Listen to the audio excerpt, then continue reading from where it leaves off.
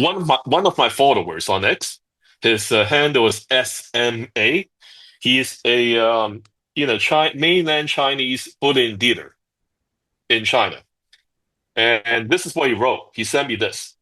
One of my friends doing metal trading for his firm. They are into the arb between China and London.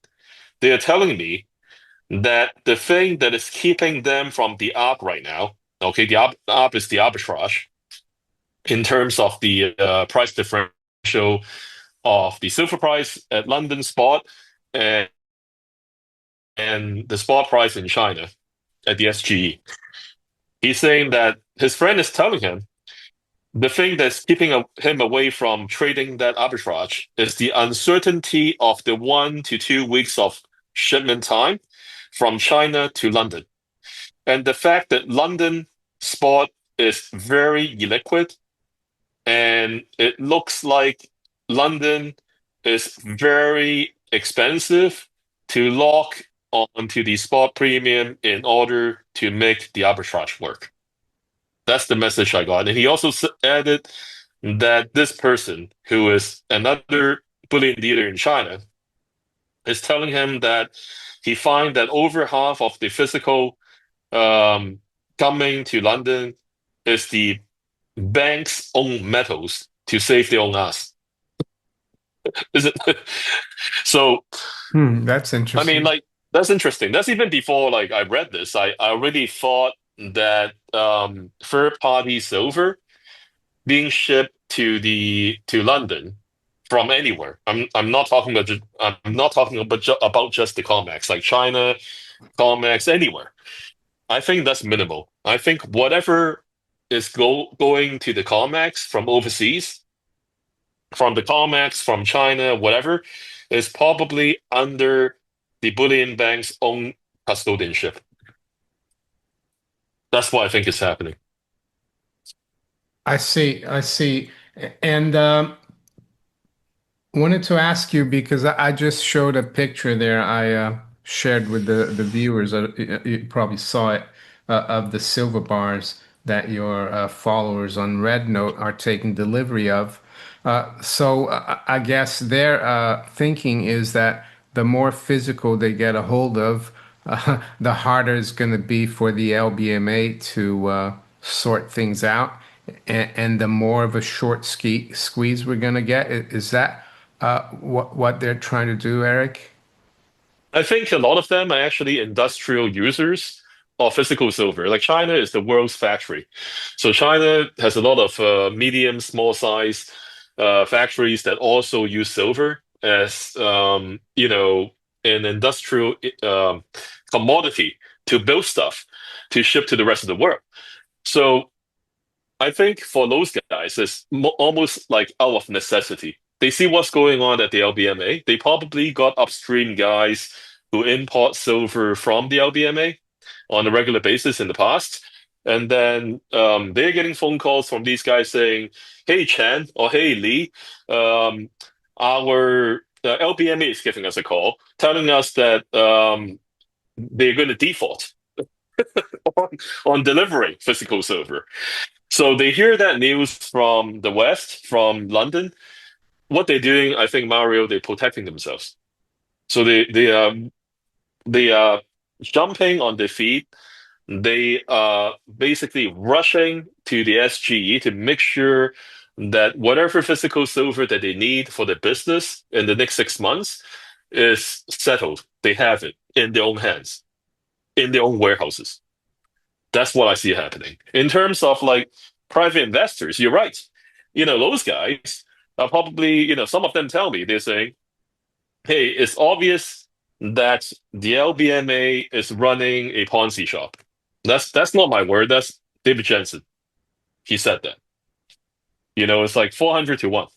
There's no way that the LBMA can satisfy all the promises that it made to its customers.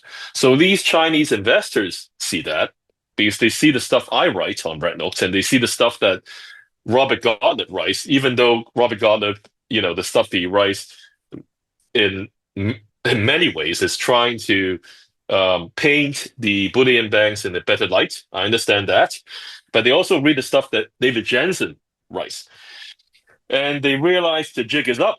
So, like you said, if they have the money, they have $1, $2 million US lying around. They go out, they go through their broker, or if they have a individual SG account, they go out there and they take delivery of the physical silver. That is what I'm seeing.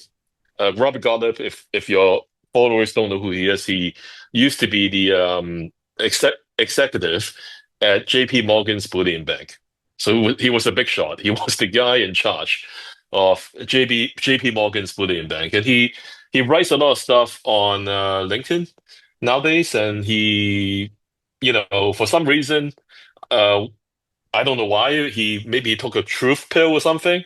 He's telling all of us a lot of what's going on at the LBMA. I mean, I believe last week he was the one who broke the story and told everybody that the LBMA has zero free float in terms of physical silver.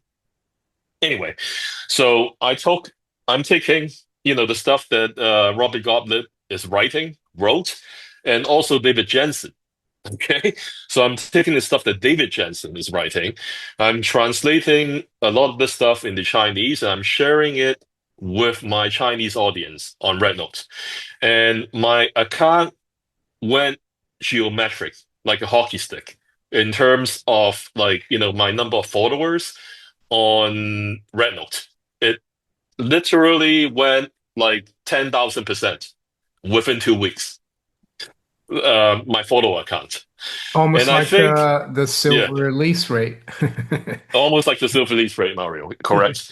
And a lot of these people are showing me they are direct messaging me saying, "Hey, Eric, you're not the only one who is sharing the stuff that Robert Gottlieb is writing and David Jensen is writing. The other experts in China who are also doing the same."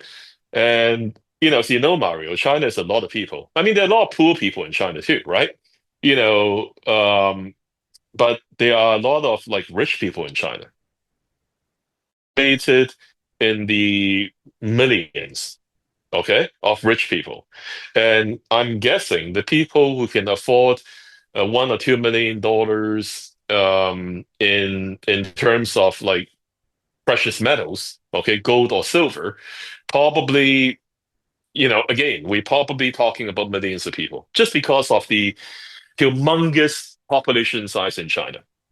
And some of these guys are showing me that they are buying. I'm not even kidding you here, Mario. I shared it on my X account.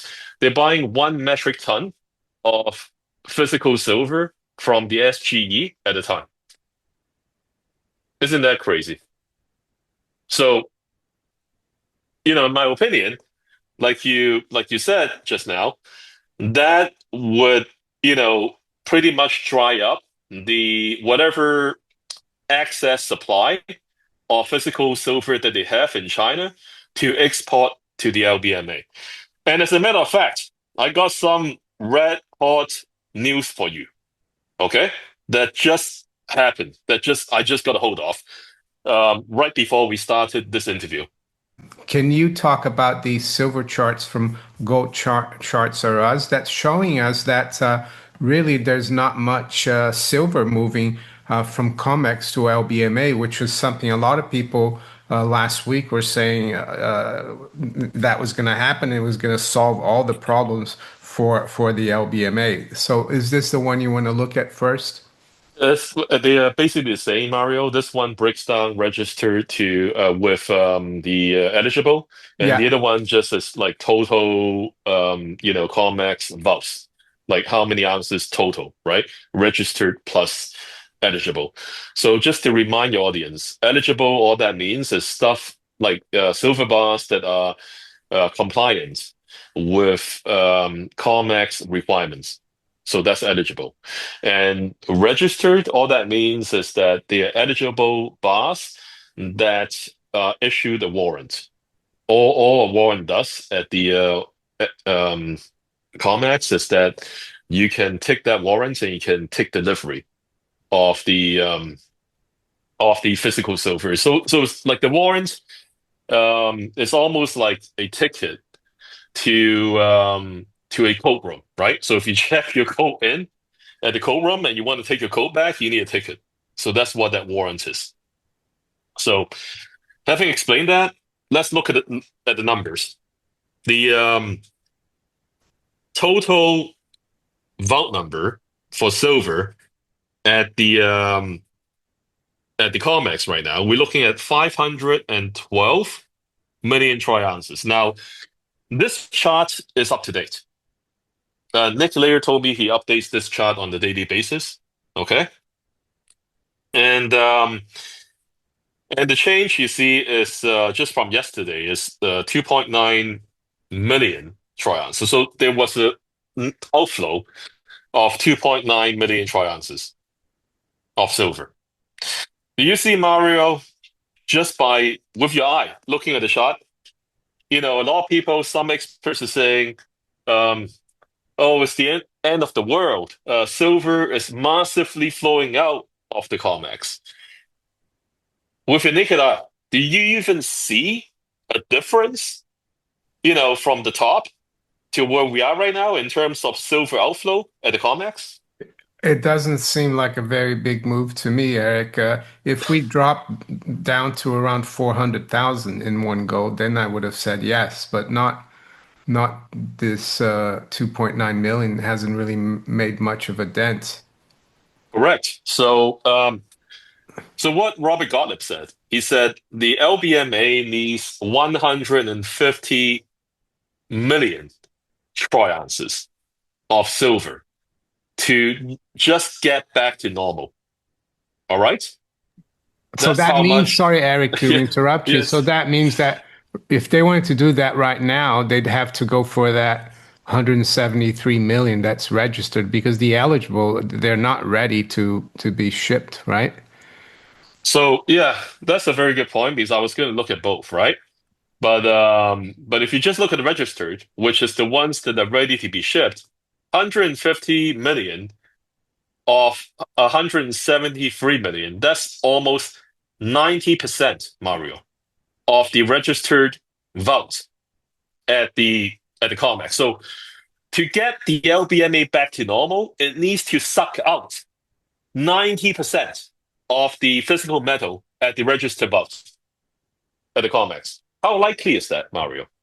Uh, If I tell you today in the audience that that is not likely, am I a conspiracy theorist and am I unhinged when I say that? well, I don't think so. I mean, what's your conclusion then? My conclusion is that the LBMA is in deep doggy do, deep trouble. Is that, I mean, it looks like it could be the end of the LBMA or at least its reputation. Well, let's put it this way, Mario. I was talking to Josh Fair from the Scottsdale Mint. He's the CEO of Scottsdale Mint. So he knows a bit or two about moving metal around. And he took Robert Gottlieb's number of 150 million troy ounces, and he said that it will take 500 jumbo jets to transport that amounts of metal from New York to London. I mean, how likely is that to happen in the next 30 days to Uh, resolve this crisis? well, That's my question. it's kind of impossible. And the other thing, Eric, the price of silver is still relatively low, so you probably lose money trying to arbitrage between Comex and LBMA because the cost of shipping will overwhelm the arbitrage profit, don't you think? I think you're correct because at one point yesterday, the spread between the COMEX futures price and the LBMA spot price was like around 50 cents. So there's no EFP spread there for, like you said, for them to make money when it's 50 cents. I know they try to slam the price of the futures, right before the New York opens. But even after slamming, they only are able to get it close to $1.